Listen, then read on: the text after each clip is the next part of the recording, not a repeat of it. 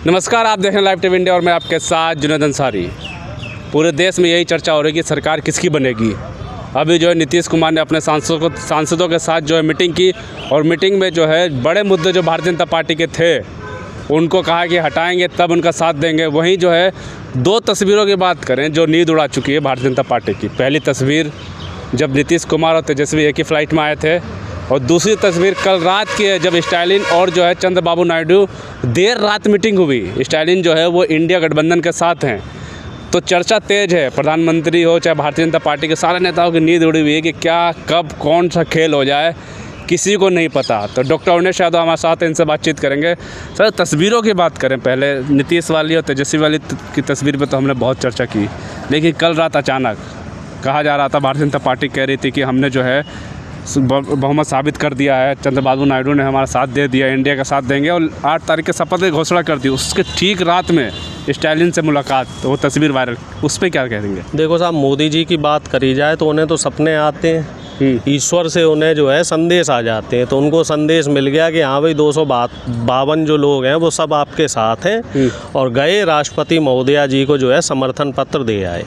अब उन 252 जो सांसद हैं उनका मन भी तो टटोलो कि उनके मन में क्या चल रहा है, कि वो लोग किस मुद्दे पे साथ देना चाह रहे हैं और किस मुद्दे पे साथ नहीं देना चाह रहे। बात करी जाए नीतीश जी की, तो जो तेजस्वी जी से उनकी बात हुई है, जो मेरी अपनी जानकारी है, उस जानकारी के मुताबिक केंद्र में और राज्य में दोनों जगह बड़ा फेरबदल, यानी कि नीतीश जी जो है वो इंडिया गठबंधन का साथ देने को तैयार है और वो सही समय पे सही फैसला लेंगे। अब उन्होंने जो गेंद है वो मोदी जी के पाले में डाल दी है। उन्होंने कहा कि साहब एक तो अग्निवीर पे आपको विचार करना पड़ेगा, यानी कि वो ख़त्म करना पड़ेगा। दूसरा, जो यूनिफॉर्म सिविल कोड ला रहे हो उस पे आपको विचार करना पड़ेगा। तीसरा, जातीय जनगणना करानी पड़ेगी, क्योंकि जातीय जनगणना जो है सभी राज्यों वो बिहार में जब नीतीश जी का ये प्रमुख एजेंडा रहा है। इसी के साथ चंद्रबाबू नायडू भी उन्होंने भी पहले बोल दिया है कि यूसीसी के वो फेवर में नहीं है। तो अब चीज़ें जो है, जो तस्वीर है, चाहे वो स्टालिन साहब की बात की जाए, स्टालिन साहब तमिलनाडु के मुख्यमंत्री हैं और वो सामाजिक न्याय के लिए खुल के बात करते रहते हैं हमेशा।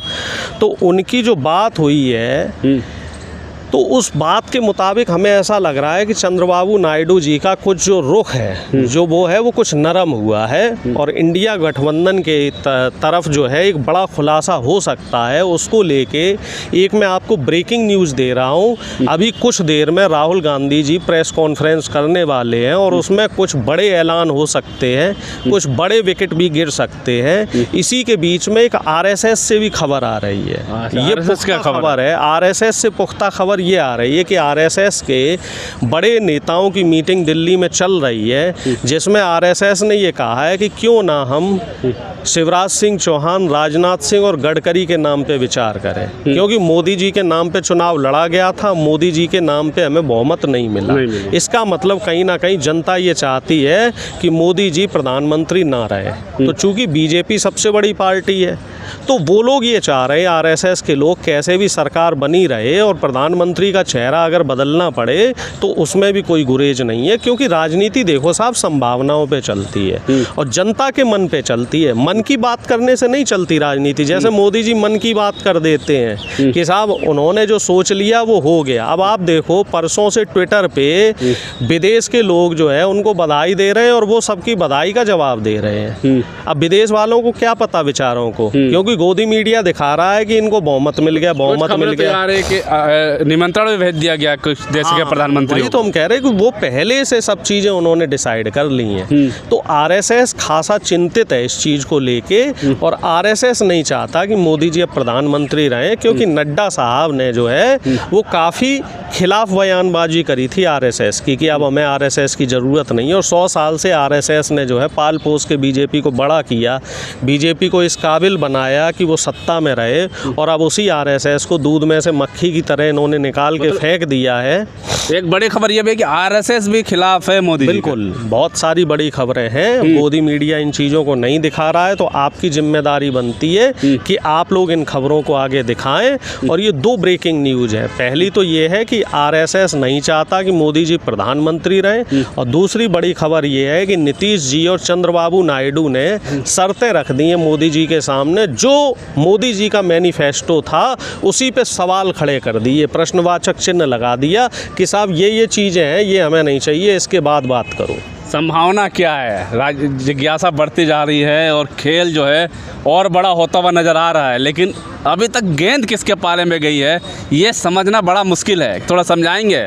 देखो साहब, संभावना इसमें अब ये बन रही है कि मोदी जी अगर प्रधानमंत्री बनते हैं तो गृह मंत्री का जो रिमोट कंट्रोल है वो चंद्रबाबू नायडू के पास रहेगा, और इसके साथ ही जो बड़े मंत्रालय हैं, चाहे वो वित्त मंत्रालय हो, रक्षा मंत्रालय हो, रेल मंत्रालय हो, और इसके अलावा जो आपका सड़क परिवहन, कृषि, ऐसे जो बड़े मंत्रालय हैं ये नीतीश जी और चंद्रबाबू के हाथ में इसका रिमोट कंट्रोल रहेगा। अब इसमें देखने वाली बात वही बात है, अब देखने वाली बात है ये है कि अगर इनके पास ही सारे बड़े मंत्रालयों का रिमोट कंट्रोल रहेगा तो फिर नीतीश जी, वो राजनाथ जी क्या करेंगे, गडकरी जी क्या करेंगे, निर्मला सीतारमन क्या करेंगी, इसके अलावा जो शिवराज चौहान है वो क्या करेंगे, अमित शाह क्या करेंगे, जो तमाम बड़े नेता हैं वो लोग फिर क्या करेंगे। अकेले मोदी से मामला नहीं चलना। कल एक तस्वीर आपने देख ही ली थी कि एक तस्वीर चुनाव से पहले की थी जिसमें अकेले मोदी को सब लोग माला पहना रहे थे, और एक तस्वीर कल की सब लोगों ने देखी जिसमें मोदी जी जो है 20-25 बड़े नेताओं को लेके समेटे हुए खड़े हैं, ज़बरदस्ती समेटे हुए कि भाई हमसे हटो मत आप लोग, क्योंकि अब आपको जो है हमें प्रधानमंत्री बनवाना है, कैसे भी बनवाना है। एक और बड़ी खबर आ रही है कि अभी जब पार्टियों को जोड़ने की बात होती है तो जो पार्टी का राष्ट्रीय अध्यक्ष होता है वो संपर्क करता है, लेकिन एक खबर आ रही है कि लगातार जो है प्रधानमंत्री नरेंद्र मोदी जो है नीतीश कुमार से बातचीत कर रहे हैं, यानी वो मनाने की कोशिश कर रहे हैं प्रधानमंत्री मोदी जी। खुद संपर्क कर रहे हैं, क्योंकि नड्डा साहब की तो चलती क्या है, आप तो जानते ही नड्डा साहब जो है वो मंदिर के घंटे की तरह हैं, उनकी कौन सुनने वाला है नड्डा साहब की। तो मोदी जी खुद संपर्क कर रहे हैं। कल भी मोदी जी ने 2 बार नीतीश जी से और चंद्रबाबू जी से बात करी, आज भी भीतर खाने बात चल रही है कि इन दोनों लोगों से बात हो रही है, और कल एनडीए की मीटिंग है, कल फिर से मीटिंग है, आज शाम को बीजेपी के सांसदों की आपस में मीटिंग होनी है। और अभी मैं आपको बताऊं जो अंदरूनी बात है कि बीजेपी ने अपने संसदीय दल का नेता भी नहीं चुना है। ये सब जो चीज़ें चल रही हैं ना मीडिया में, ये सब हवा में तीर मार रहे हैं। अभी इस आरएसएस की बैठक के बाद बीजेपी के संसदीय सांसदों की भी वो पूरी कोशिश कर रही है, माहौल बनाने की कोशिश कर रही है, क्योंकि पापा अगर सरकार से चले गए तो फिर क्या होगा, उनके पैकेज का क्या होगा, उनकी नौकरियों का क्या होगा। हालांकि जी न्यूज़ तो थोड़ा सा जो है वो एंटी खबरें दिखाना शुरू कर दिया है जी न्यूज़ ने, और थोड़ा थोड़ा जो गिरगिट की तरह सुधीर चौधरी ने भी रंग बदलना शुरू कर दिया है। एक सुधीर चौधरी ने जो है मुसलमानों के फेवर में एक बात कही कि मुस्लिम मतदाता ने बहुत जो मुस्तैदी से वोट किया है, हिंदू मतदाता ने वोट नहीं किया है। इशारों में कह रहा था कि मुस्लिम मतदाता इस बार एकजुट हो गया और बीजेपी के खिलाफ वोट किया है। तो तमाम ऐसी तस्वीरें हैं जो आज शाम तक काफ़ी जो है जो धुंधली थी, कल जो धुंधली थी वो आज शाम तक काफ़ी बिल्कुल एक तरीके से क्लियर होने वाली हैं, और समय के साथ साथ ये चीज़ें बड़ी दिलचस्प होती जा रही हैं। लोगों की धड़कनें भी बढ़ रही हैं और लोगों की बराबर जो है जिज्ञासा है कि अब आगे साहब क्या होने वाला है, ऊँट किस करवट पे बैठेगा। लेकिन हमें ऐसा लग रहा है कि ये 2-3 दिन में बहुत बड़ा राजनीतिक भूचाल आएगा जिसकी हम लोगों ने उम्मीद नहीं करी होगी। नीतीश कुमार की भी जो मीटिंग चल रही है सांसदों से, कहा जा रहा था कि पहले दिखाया गया कि उन्होंने समर्थन पत्र दे दिया है, लेकिन खबर आई कि अभी तक उन्होंने समर्थन पत्र किसी को नहीं दिया है। शर्तें रखी हैं अभी, और शर्तों के बाद ही जब ये शर्त मान जाएंगे तभी उसके बाद कोई फैसला होगा। और वो कल बैठक है, कल एनडीए की बैठक होगी और उसमें सारी चीज़ें फाइनलाइज होंगी। अभी तो मोदी जी की तरफ से बात रखी गई कि साहब हमें प्रधानमंत्री बनाओ।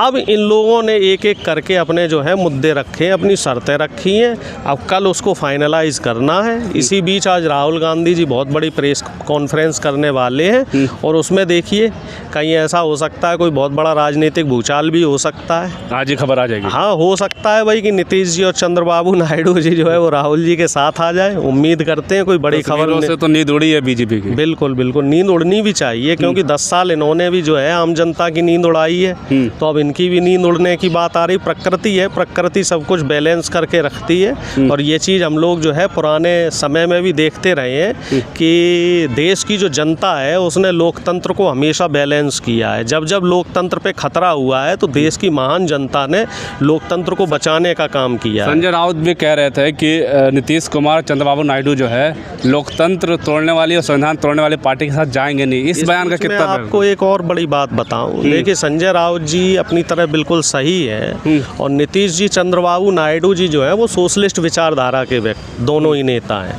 और हमें नहीं लगता कि वो इतनी आसानी से मोदी जी को समर्थन देंगे।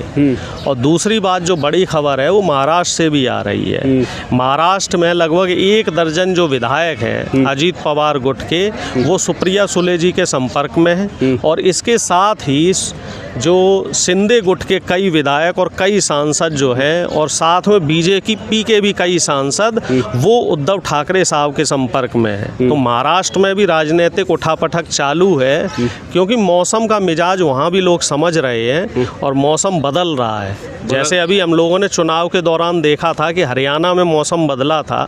हरियाणा में कई विधायक पार्टी छोड़े हैं, कई निर्दलीयों ने समर्थन वापस लिया है। हरियाणा में भी सरकार जो है अभी अल्पमत में चल रही है। इसी तरीके से मुझे पूरा यकीन है कि 2-3 दिन में महाराष्ट्र में भी सरकार अल्पमत में हो सकती है और कोई बड़ी बात नहीं है, अगले हफ्ते तक 3 राज्यों की सरकार का तख्ता पलट हो जाए, यानी कि बिहार, महाराष्ट्र और हिमाचल प्रदेश। चलिए वहाँ का होगा लास्ट में ये बता दीजिए कितना % चांस है इंडिया का? देखिए उम्मीदों पे दुनिया कायम है और राजनीति हमेशा संभावनाओं पे चलती है और मुझे ऐसा लग रहा है आज शाम तक कोई बहुत बड़ी खबर आएगी और बहुत बड़ा उलटफेर होगा। चलिए बिल्कुल, शाम तक जो है बहुत बड़ी खबर आने वाली है और बहुत बड़ा उलटफेर होने वाला है। होगा या नहीं होगा, हम पल पल की खबर आपको दे रहे हैं। और जो हमने शुरू में बात की कि जो 2 तस्वीरें जो है नींद उड़ा चुकी है और अभी मीटिंग नीतीश कुमार भी अपने सांसदों से कर रहे हैं। बहुत सारे मंत्री पद जो है इन दोनों ने मांग लिया है भारतीय जनता पार्टी से, लेकिन क्या बीजेपी जो है इसकी बात मानती है और एनडीए सरकार बनाएगी या इंडिया सरकार बनाएगी? जो कुछ भी होगा हम पल पल की खबर आपको देते रहेंगे। बने रहिए हमारे साथ, तब तक के लिए धन्यवाद।